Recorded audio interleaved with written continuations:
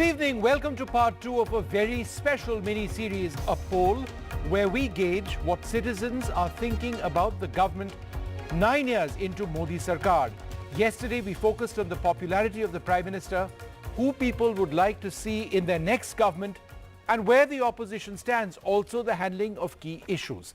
Today, we'll expand our focus to include what respondents to the CSDS Lokniti poll feel about the Modi government's foreign policy, the handling of unemployment, price rise and development initiatives.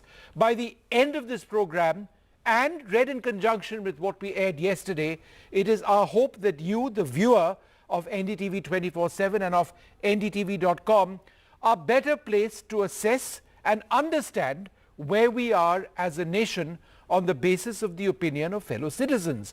But first, right off the top, we need to explain the methodology and the credibility of the survey, because it's not just happened instantly, it's not just somebody's idea. There's a lot of thought that went into this before Lokniti CSDS actually went and did it. Now, the survey was conducted among 7,202 people across 19 states and 71 constituencies in India. It was carried out between the 10th of May and the 19th of May. It was conducted across 19 states, 71 parliamentary constituencies, as I mentioned.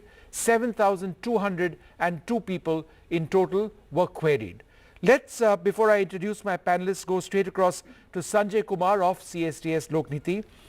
Sanjay, I think the question is this. We are a huge country, men, women, people of different castes.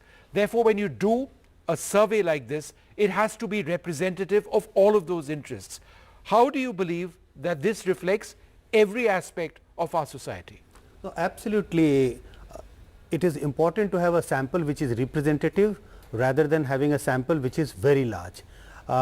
As I say, what is a large sample? If you say 50,000, if you do a 50,000 sample, people might say this is also small compared to the population of this country. This looks like to be a small sample. Yes, it is a small sample of 7,200, but it is a representative sample of the voters of this country. Men, women, in terms of various variables, if we look at in terms of gender, locality, caste wise, age wise. So, in terms of these variables, this is a very representative sample of the voters of this country, and I think this is what makes people believe that the findings of the survey would be close to how people of this country think about socio-economic issues and about politics. Well, let's quickly bring up the first set, and it's exciting, and it's going to get more exciting as we end up towards the end of this, so don't change channels. Did India's global stature grow under Prime Minister Modi? We are looking at international affairs first. 63% say yes, in fact, India's global stature did grow under Prime Minister Modi. 23% said no, 14% said no response. Linked in a sense to this, is India now the most attractive investment destination? 55% said yes, in fact, people are investing in India. It is the most attractive investment destination. 27% said no, it is not. 18% said that they had no response, which in other words means that they don't have an opinion per se on this issue. The next graphic, has India's cultural capital grown? Has India's cultural capital grown? Is India now more recognized in these terms? 59% say yes, 24% say no, 17% say no response. Let's also take a look as the next graphic. Is India now a world leader under Prime Minister Narendra Modi? 54% say yes, 27% say no, 19% say that they don't have an opinion on this. So let's just introduce our panelists. We've got Ambassador Bharatiya Mukherjee with us. Thanks, ma'am, very much for being with us. Sujit Bhalla in our studio. There'll be a lot of economic issues that he's going to be talking to us as well, but that's later on. Neerja Chaudhary and Sanjay Kumar. Ambassador Bharatiya Mukherjee, let me come to you first. Is India now a world leader under Prime Minister Modi? We've always had a robust foreign policy.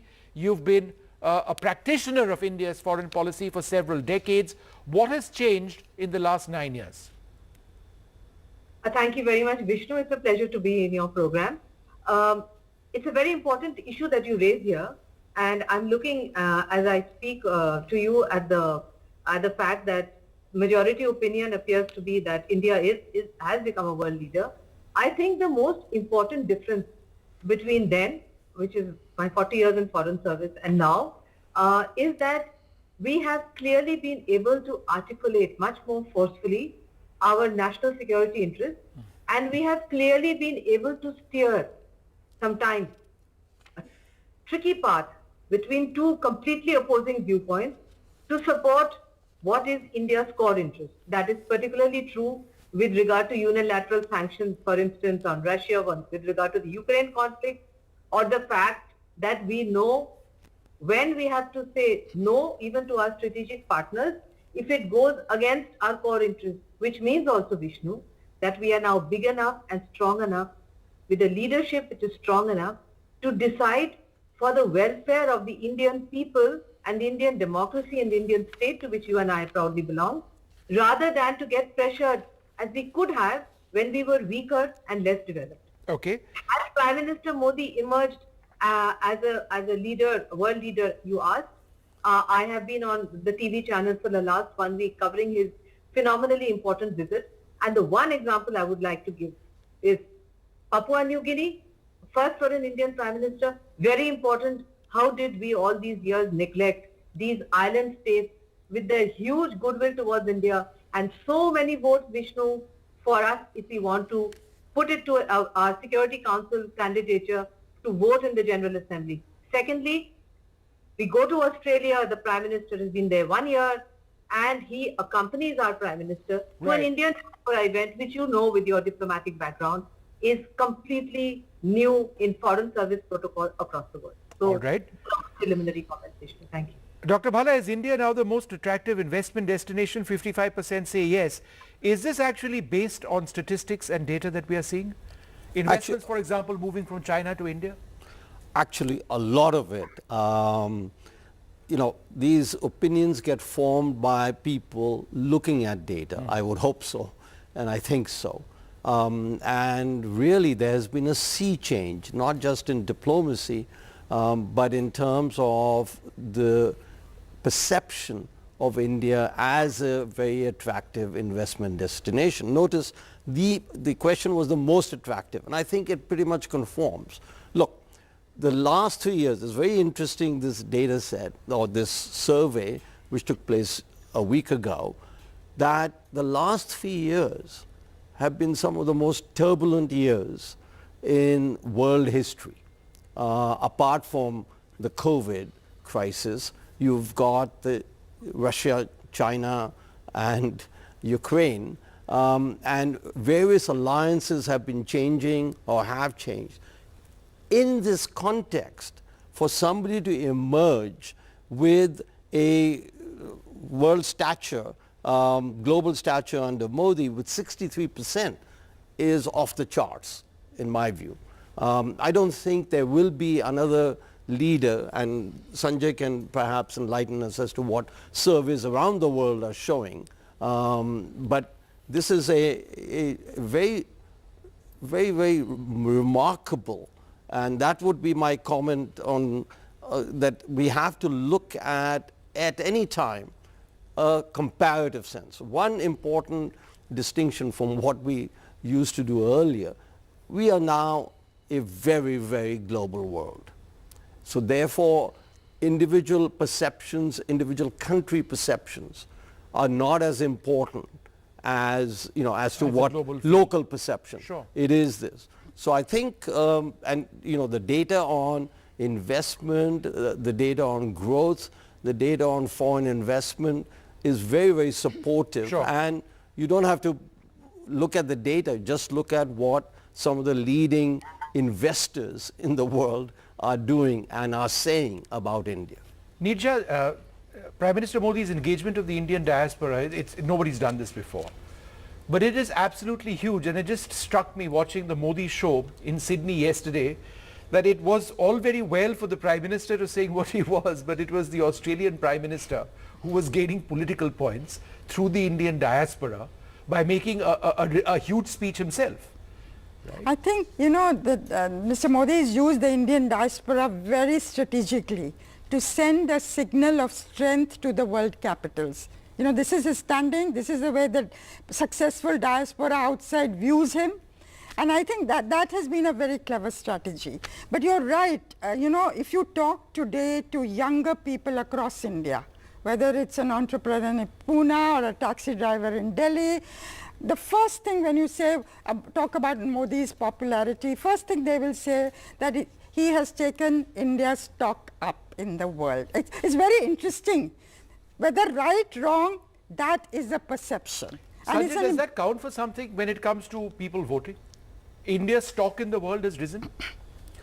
I think so, because if you look at, there are some other data in this survey. If you look at the previous surveys, and there have been many state assembly elections, when we did the survey, there were clear signs of people having anxieties about price rise, unemployment, and several other things. But still, in large number of states, BJP got re-elected. What is the main reason why people voted in such a large number for BJP?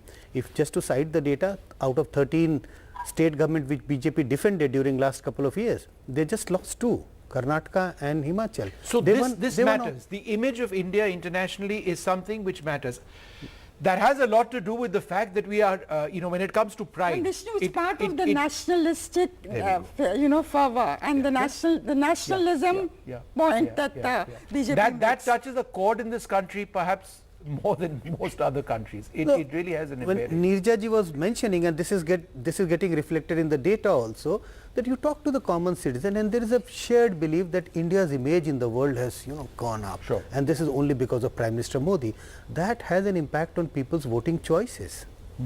Let's move to the next set of graphics. How do you assess, and it's related, how do you assess the government's handling of China? 29% said good, average 13%, bad 28%, no response 30%. That's significant because good and bad almost even, the government's handling of the China situation. All right. How do you assess the government's handling of Pakistan? 28% have said good, 13% have said average, 30% have said that the handling is not good, it's been bad. No response 29%.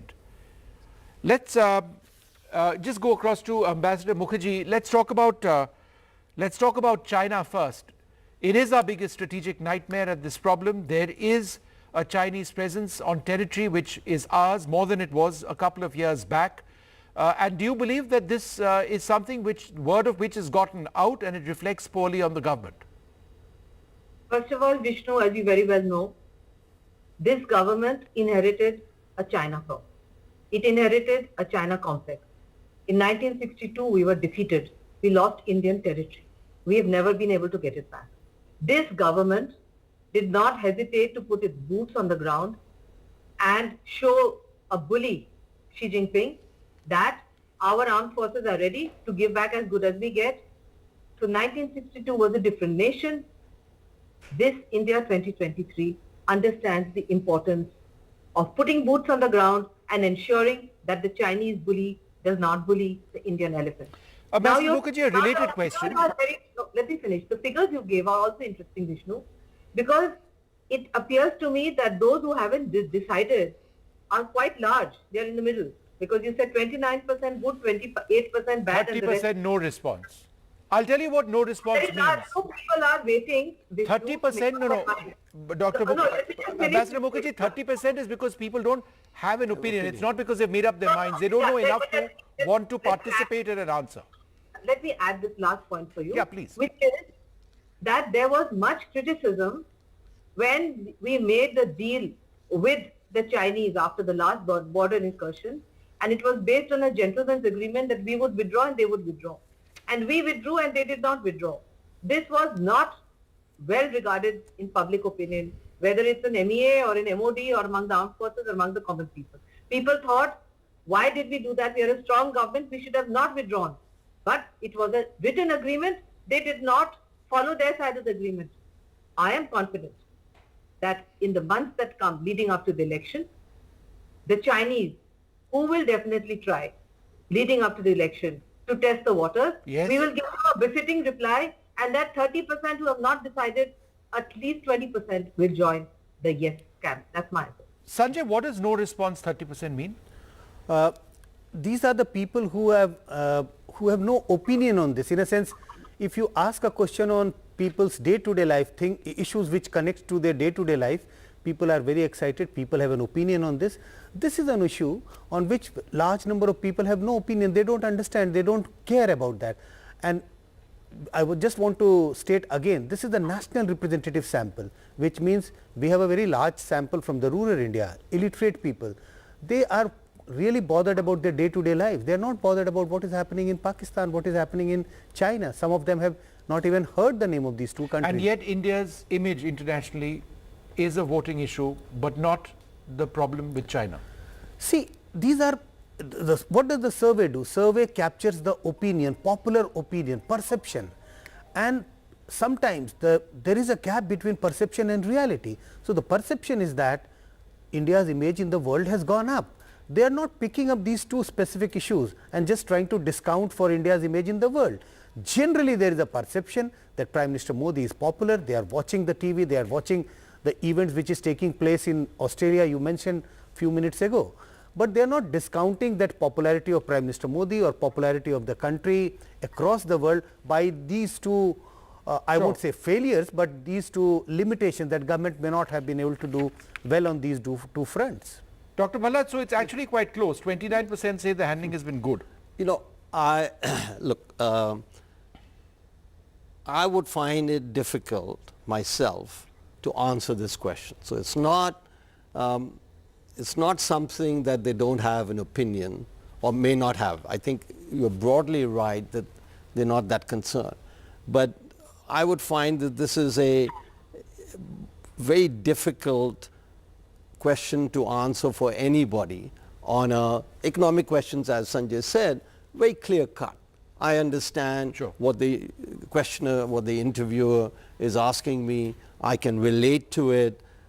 Foreign policy is difficult for even foreign policy experts. So I would say I would take a rain check on this. I don't know what it means, but just adding up the numbers, good and average is 42%, and bad is 30%. So so more people are either okay with the handling of China or are but neutral I wouldn't on the read handling too much of China. into it, quite honestly. That's actually an important point, Ambassador Mukherjee, because if you were not happy with the government's handling, then people would have said bad. But whereas what they've done is average in many cases, so therefore you need to add up good and average being neutral, let us say, right, by and large. Can I use that word, Sanjay, neutral? Not neutral, I think they are tilted in positive direction. We can't take them as a negative opinion. So good or tilted in favor of the government in handling of China at 42% is what we're looking. Let's just take a look at the Pakistan situation. I'll repeat that graphic and then bring you back, Ambassador Mukherjee. How do you assess the government's handling of Pakistan? 30% say bad, 28% say good. This is, I actually find this rather surprising, because while India has been accused of not being proactive in terms of handling China before their incursions took place, we have been extremely proactive in taking on Pakistan. I mean, whether it was Balakot, whether it was the surgical strikes from a strategic standpoint, or whether it was telling the Pakistanis in no uncertain terms what we thought about them propagating terror, etc., opposing them at every single international forum. And yet 30% ambassadors say that India's handling of Pakistan has been bad. Your thoughts on this? Well, Vishnu, I would take it the same way as the earlier one. I would say that the not decided may decide. I would say that the fact that 28% have said is good is actually highly significant because of two reasons. There is a school of thought which says Pakistan is weak and is going into a failed state status. This is the time for India to strike and take over POK. That's one perception of many thinkers, and clearly the government has not gone down that path. The second is that many don't know, Vishnu, that there has been no major violation of the ceasefire. The ceasefire is holding for more than a year and a half. Many in the public, those who've been surveyed, they say it's from the villages, etc., may not know that. The fact that the ceasefire has held and has enabled us to strengthen our infrastructure on the border with China, giving us valuable breathing space and moving our troops also in that area, because there is a much greater threat right now from China to India than from Pakistan. That is not well known. if we had gone public on it too much, there could have been a counter reaction from Pakistan, which is one of the reasons we've not gone too much public on it. But I'm stating it today clearly on your channel to say that the ceasefire has held, which means that the Pakistan policy is highly successful. Why? Because No, but ma'am, the ceasefire is held, but terrorist incidents have gone up. In the last couple of weeks, we've lost 10 soldiers in the Rajouri area. 10. I agree with that the terrorist incidents have occurred and they will continue to increase if the Pakistani state spins out of control into a kind of chaotic situation. We will have to be prepared. We will have to move back troops from the China side to the Pakistan Sure. side. But you're asking me why is it 28%? My answer to you is 28% for me for Pakistan is good because our colleague is saying that many people who were questioned came from the rural areas who may not have this background that I'm giving. So It's I would actually say- 28% plus 13% who've said average. So they are, you know, in a sense in favor of how the government has handled this. So we do need to sort of good or average is what we need to add up together over there. Nirja, quickly. You know what would be very interesting, I think the data says at least 1/3 are dissatisfied with the handling of Pakistan. Yeah. That's a very large number. Now, are they dissatisfied about us not hammering Pakistan enough? Or are they dissatisfied with the country has not done enough to improve the situation with Pakistan? At least That'd be very interesting At to least this data is not going to give this give kind that of an answer. answer. That's why I said in the beginning it's a very difficult I think to it's answer. also And that's dangerous. exactly It's also dangerous if there is some sort of expectation that we will keep quote unquote hammering Pakistan. It doesn't work that way. I mean, it's dangerous to go there. It has to be thought through, and objectives have to be defined, and we need to be realistic about what exactly it is that we have achieved. But let's move on, shall we, to the next part. Surjit is going to jump in with a lot of points over here, I'm sure. So your opinion on the government's handling of price rise is what we are looking at next. 33% say the government has handled the key issue of price rise well. 7% have said average, but a whopper over here, 57% have said bad. Now you can't add good and average over here. I mean, it is clearly bad. No response, 3%. Has your economic condition changed? Let's go to the next one. The economic condition in the last 4 years, 35% say that it's improved. Remain the same, 42%. 22% say worse, and just 1% say that they can't really say. An affiliated point as we talk about this on how has your economic condition changed. We're doing a rural-urban split over here. 33% of people in rural areas in the last 4 years say that their economic condition has improved. 40% say in urban areas that their economic condition has improved. 40% say it's remained the same in urban areas. 43% say it has remained the same in rural areas. 23% say it's gotten worse in rural areas. 18% say it's gotten worse in urban areas. Can't say a very small percentage. Let's look at this for just a moment. Dr. Bhalla, Yeah. it is quite interesting that if you look at the urban sort of categorization, 40% say it's improved or remained the same. That is, in urban areas, that is very significant. What does that point to? Okay. When looking at, and Sanjay will have more expert opinion on this, whenever there is a question on improved, remained the same or worsened, I find it very useful to look at the difference between those who say improved and those who say worsened. So you take out the average. In this case, you have that the whereas It's on there's your a- screen. It's on a your screen. huge Yeah. difference between those who say improved and those who say worsened. Okay, no, let's talk Yeah. about that next. I'm just talking Okay. about the rural-urban split, and I'll have that up full screen on our screen. And my question is specific to the urban scenario, and then I'll talk about the rural scenario, where 80% of voters over here say that their economic condition in the last 4 years has either remained the same or has actually improved. This is a reflection, I would suggest, of the fact that in urban areas at least, the development mantra of the government, certainly in states which they control, indicates that things are getting better. This is important. I think there isn't that much difference actually between urban and rural. Sure. But there is a huge difference between those who say improved and those who say worsened. And that, I think, is a more important economic number, more meaningful number as to what has happened to the condition of individuals. And urban and rural, I wouldn't make too much of the difference in there. Sanjay can opine more whether that Sanjay, is... would you like to do that? Yeah. Urban and rural, and then I'll move on the to the difference other points. between the Yeah. numbers. Yeah. No, absolutely. I How would you agree read that that? the difference, there is some difference between rural and the urban population when it comes to how the economic condition has changed during last 5 years. But it's not that significant. But overall, what sense do we get from this data? Overall sense is more people believe that economic condition has improved both in rural and urban locations. Lesser number of people believe that their economic condition has gone down. But I also want to put emphasis on the people who said remained the same, because normally we expect people, everybody expect economic conditions to have improved. We all work hard in whichever sector we are working, whether it is a laborer or a professor in a university or anyone working in any sector. A very large number of people believe that their economic condition has not changed at all during last 5 years. That's also an important point to be taken from this survey. I just want to go back to graphic 20, your opinion on the government's handling of price rise. And this is the one that Dr. Bhalla was speaking about, where 57% have said no.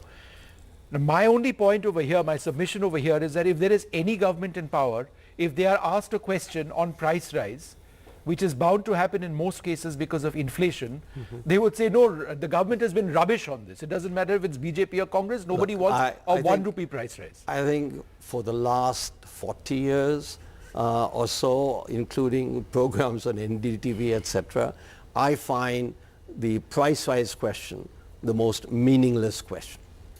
Okay? It just doesn't make any sense. Why? You'll get always, I guarantee you, and Sanjay should do a show as to how this has progressed or changed over the last 40 years. Nothing has changed. However, okay, so that's number one. Number two, in terms of price rise at present, so let us say that the individuals have the last year or 2 years or 3 years, the most relevant one, not the previous 6 years. Look at what's happened in the world.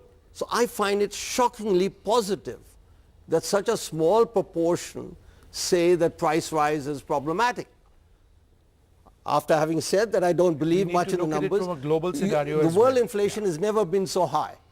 Can I add Okay, something? every country in the world has faced this problem. Well, who caused it, how it happened, we can go some other occasion. But this is remarkable that Okay. it doesn't figure so prominently in, and you know, India, and actually it does reflect the reality, India has done very, very well in terms of inflation during the COVID and post-COVID period. Yeah. We've got one of the lowest inflation rates in the world post-COVID. Is this data, as Dr. Bhalla was mentioning, even if you asked in the past on the issue of price rise, people would uniformly say, no, the government has done a bad job. There's no doubt about that. Whenever you ask this question, normally a very large number of people are going to say prices have gone up, and that's the reality. But Vishnu, it's about the degree. If you compare it with the previous years, I think then we get the variation. It's about degree. What proportion of people are feeling the Has this pinch number of price gone up? rise? Has that number gone up off the top of your head? Are more people now saying that price rise has been badly handled Yes. than in the past? Yes, if you compare it with say 2019 or 2014, and why I am mentioning these years, these are the election year, 2014, 2019, a larger proportion of people are saying that price rise has gone up. So that's an important point to be mentioned. Ambassador Mukherjee, go ahead. I just wanted to add, Vishnu, that the big difference between earlier and now is that the inflation in India has largely been caused by external factors out of the government's control because of the unilateral sanctions against Russia. Under those circumstances, and I'd like to hear what Dr. Bhalla has to say on that, I would say that the government has been able to innovate extremely well to control domestic inflation to the extent that it can, and to think out of the box so as to ensure that India's post-COVID pandemic recovery is not affected to the extent that now the inflation is so low that economists are thinking that maybe we should warm up the economy a bit because otherwise the consumer spending has gone down. So under those circumstances, I would say, Vishnu, for your consideration and for your viewers, that the inflation has gone up this time mainly because of unilateral sanctions over which the government has no control, but government has been able to use through its strategic assets, its economists and advised by the Reserve Bank of India to control it to the extent possible, including out-of-the-box thinking like buying Russian oil, refining it in our refineries, sending it to a third party, which is not a breach of sanctions. So I would say that under those circumstances, I don't see any government, it doesn't matter which political party, could have really handled this very. Okay, Dr. Ambassador Mukherjee, we're going to take a short break at this stage, and then we're going to come out with many more details, and it's going to get quite interesting now. We are going to be looking at the biggest issues facing India. We're going to be looking at the benefits of development programs and the government's handling of farmer issues. So there's a lot more coming up. Do stay tuned.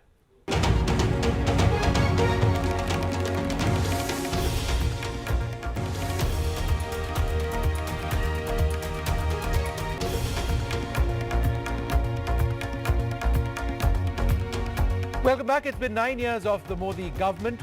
What we are looking at now is an assessment done by people on the ground on some of the biggest issues that people are facing. It is Lokniti CSDS poll. 7,200 plus individuals across the country have been asked questions on the key issues.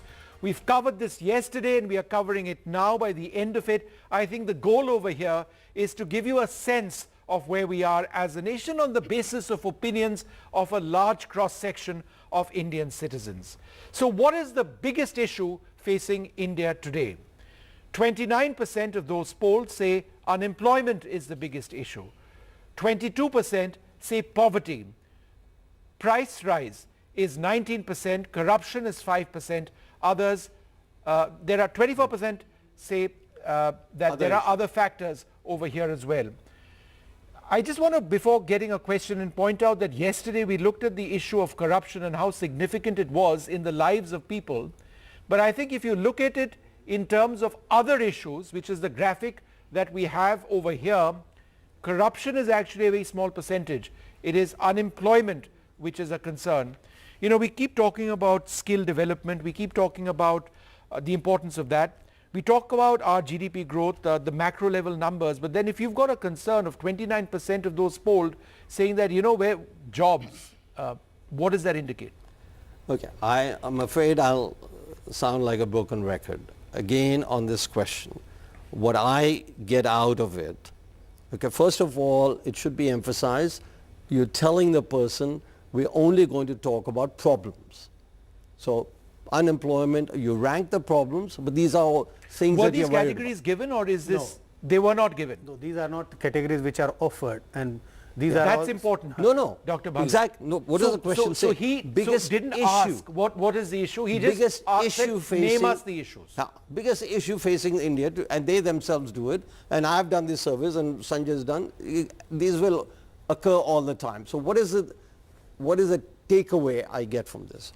One, given what we just discussed, price rise is only 19%. Just on the previous question, yeah, of course. Price rise, inflation is not that much of a concern. Yeah. Okay. Second, corruption is minor. only 5%. Right. I would have thought, you know, so they, again, a comparative picture, how was this question? And I'm sure... No, but Dr. Bhalla, focus on unemployment. That's what I'm asking you. Just one second.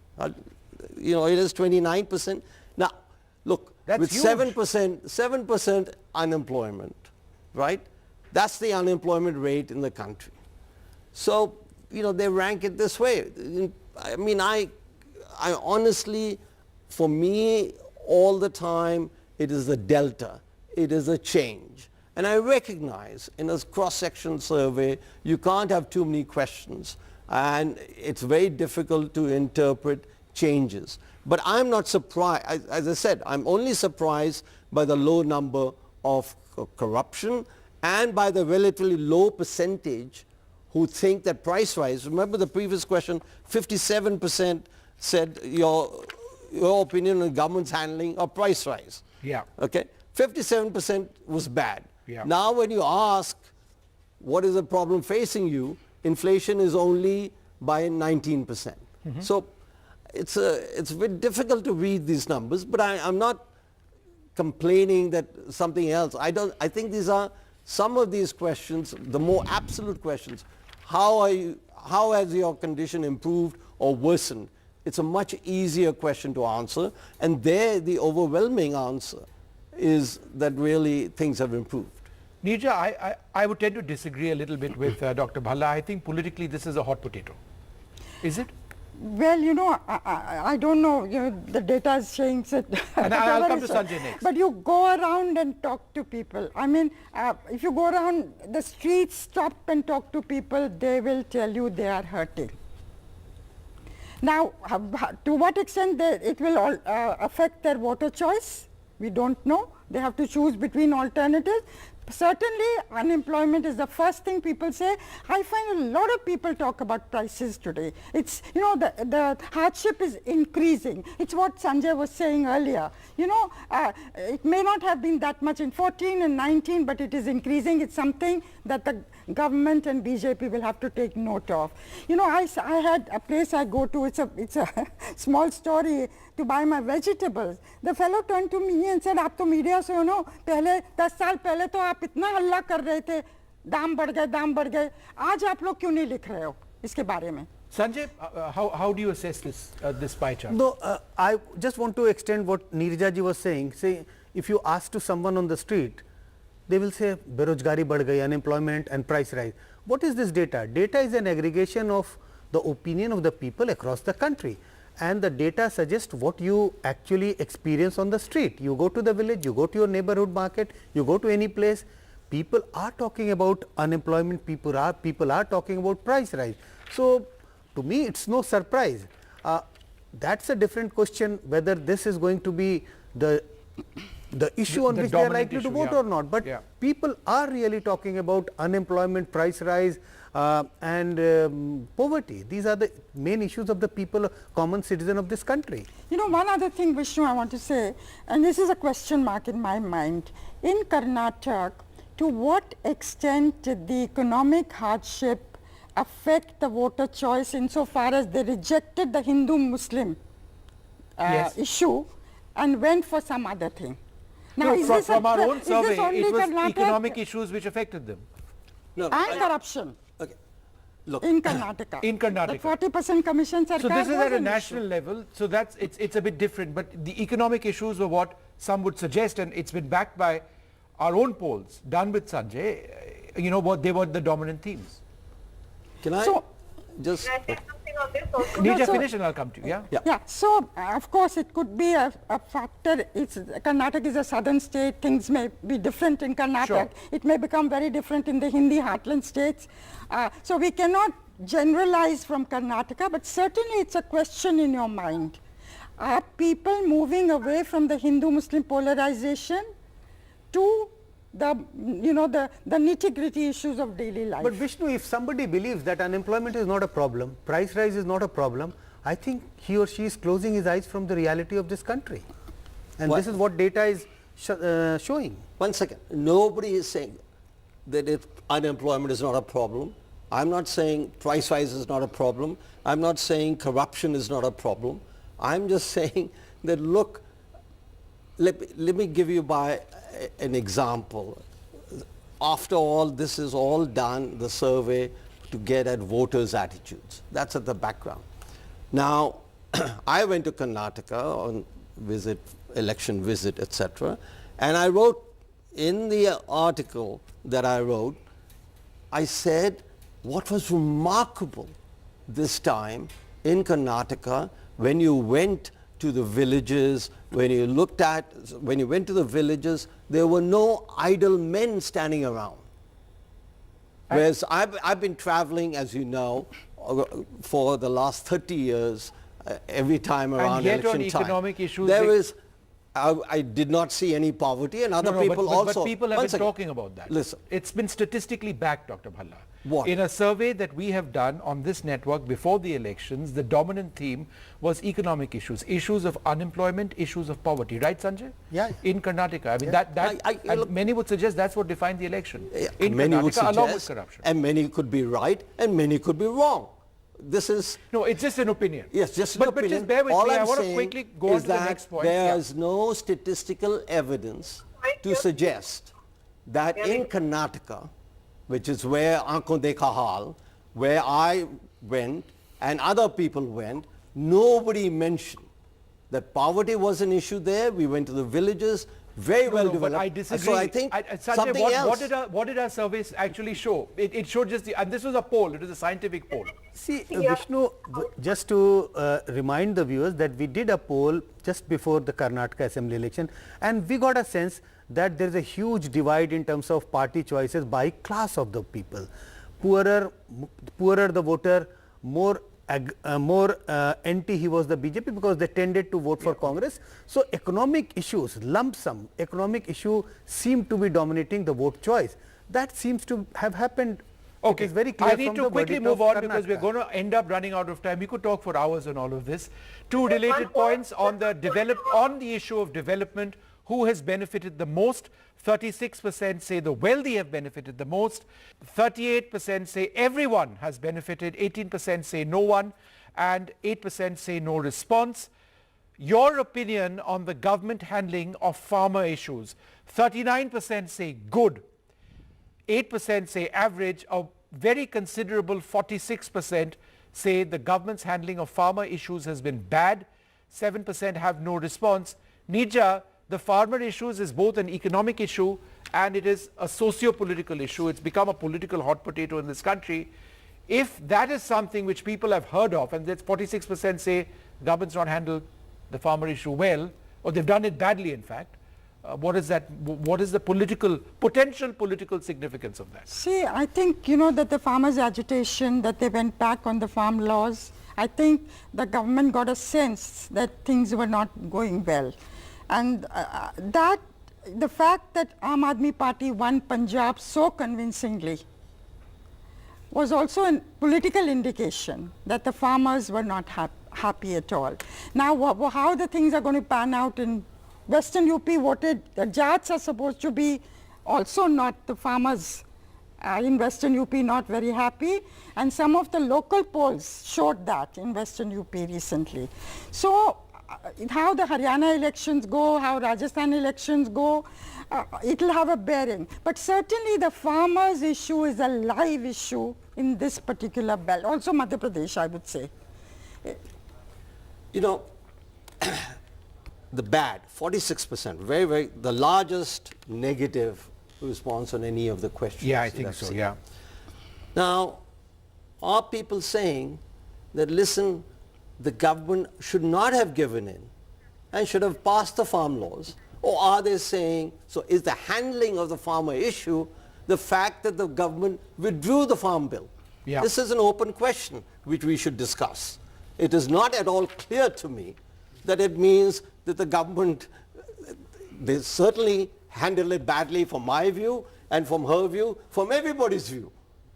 Because I think they should have stuck to that position and should have passed the farm laws, because I think it benefits. Sure. Only 3%, I mean, let's not go into the numbers, etc. Listen, the rich farmers really protested. So all of this thing, poverty matters, growth matters, people are voting on economic conditions, and then you have farm response, bad. I think the people are saying the government should have passed the farm laws. Is that a fair interpretation, Sanjay, in your opinion? That's Professor Bhalla's interpretation. That's not my interpretation. What is your interpretation? Yeah. No, my own sense is that people believe that, because what was the mood in the country? What people were looking at? The people were looking at that the farmers are, sitting on a dharna, there has been no dialogue, etc., etc. So generally sense was that there was no dialogue, etc., and government was not handling it properly. That's the sense I am getting, that people generally believe that the issue was not handled properly. Okay. All right, next couple of points and then we'll wrap this up. Does a double-engine Sarkar benefit states? 20% fully agree. This is the BJP's model. And, you know, I mean, they've done it reasonably successfully across almost all states. Somewhat agree, 32%. Somewhat disagree, 17%. Fully disagree, 16%. And no response, 15%. So either somewhat agree or fully agree. By and large, people say that this model of governance is something that's worked for the BJP. Let's take a look at the next issue. Your opinion, an opinion of people on populist issues. So what is essentially was asked is, should the government subsidize electricity and water for the poor? 57 said yes, it is absolutely essential for the poor. No, it does burden the economy, say 30%. And then there is no response at 13%. Would you like to come in on this and look at the second point? There is it really depends on which day of the week you're asking this question and to which political party, because if you ask it on one day, then they'll say, you know, the Aam Aadmi Party is doing disastrously by doing this, and yet on another day, every political party, particularly ahead of elections, will be looking at freebies. That's the way our politics work. Therefore, That's when the people way say our politics have worked, essential and for the poor, unfortunately, I would say it'd be very, very, so I think a classic example on populist policies, if you're keeping it vague, is the recent discussion, and it's been going on for quite some time, was a part of the campaign, on pension reform. pension reform, yeah. Okay? Now, we're seeing the same thing happening in France. Okay? So therefore, it is about, and you know, just look at Venezuela, just look at other countries that have gone the road of populist policies. The road to disaster is paved with populist policies. So I think, you know, essential for the poor, I mean, again, I'm sorry, but you know, as somebody who's also done surveys, etc., I think the double-engine Sarkar benefit states, that's very clear-cut. But this thing, your opinion on populist policies, essential for the poor, not poor, I don't find too much meaning in this. Ambassador, but the problem is that you are not looking at the way question was formed and question was asked. This is not the way the question was asked. It is very difficult to put out the way question was asked in the TV show. If you look at the questionnaire, and then you would realize that we did try to ask the question in a binary form, putting both the statement in an equally powerful manner, and we asked the people to pick one of these. So it's not that you don't blame the questionnaire for getting a response of this kind. No, no, very simple. I would have phrased it, not your opinion, are populist policies good for the poor? Are populist policies so the question bad? which was asked your by opinion. and large, should the government subsidize Good, bad. electricity and water for the poor? That's the question which was raised. What I'd like to do in the last couple of minutes in the show is actually try and assess where we are on the basis of not just today, but tomorrow. If you actually look at it from a much larger macro issue, as far as Prime Minister Modi is concerned, and you know, it's pegged, this entire poll is pegged to 9 years of the Modi government. His popularity uncontested. The BJP and where it stands in terms of acceptability, just a minor drop. But the Congress, a significant rise. And the popularity of Rahul Gandhi, also a significant rise.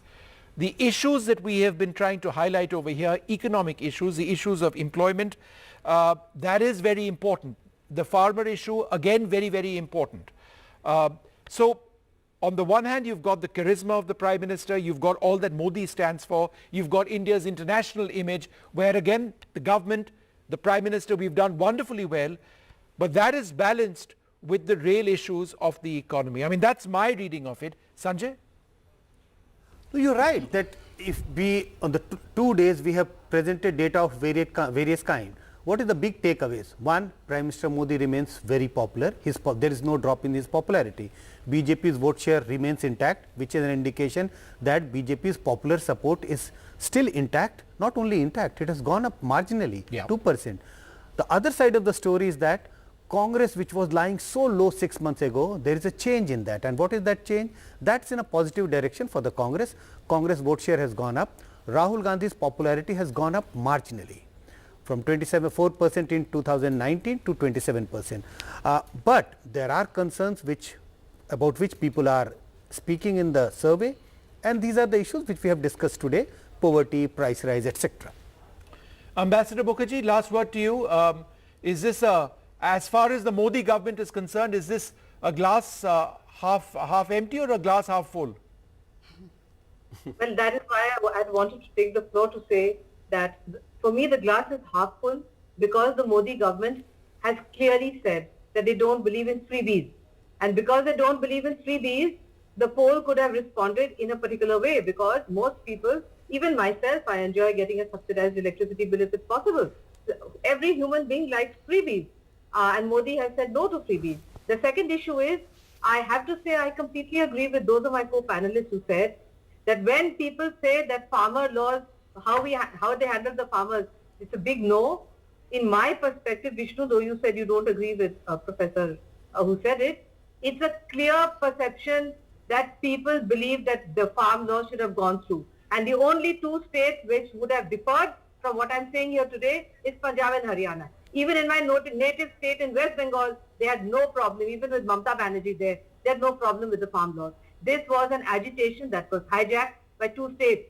It did not have popular support even in my own state, which is not a BJP state. Huh? Okay. So these are the points I wanted to make. No to freebies always affect these kind of surveys. All right. Well, there you have it. A wrap, and we've had a diverse set of opinions today on how to interpret all of this. But I would suggest, on the basis of this data, that come 2024, we journalists are going to have a lot of work to do, because it does appear that it's going to be one heck of an election. It might actually be quite close. But I'd like to thank you all very much for being with us. From all of us here, good night.